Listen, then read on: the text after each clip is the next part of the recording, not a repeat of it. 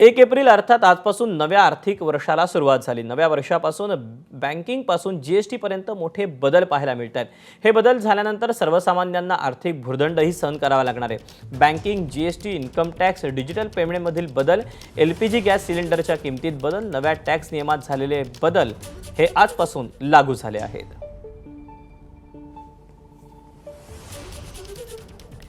दरम्यान नव्या आर्थिक वर्षात कोणत्या गोष्टी महागणार आहेत त्यावर एक नजर टाकूया।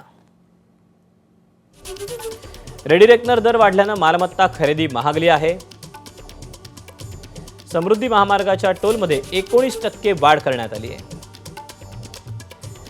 यूपीआय पासून जीएसटी पर्यंत नियमात आजपासून बदल झाले आहेत। बँकेतील बचत खात्यात किमान बॅलन्सच्या रकमेत वाढ झाली आहे। व्यवहार केले न होणारे यूपीआय अकाउंट बंद होणार आहेत।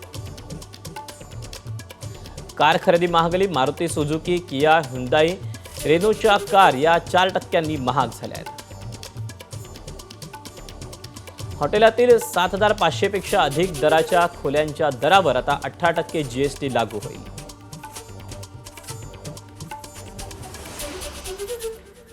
तर दुसरीकडे सर्वसामान्यांसाठी काही गुड न्यूज देखील आहेत, त्यावर देखील एक नजर टाकूया।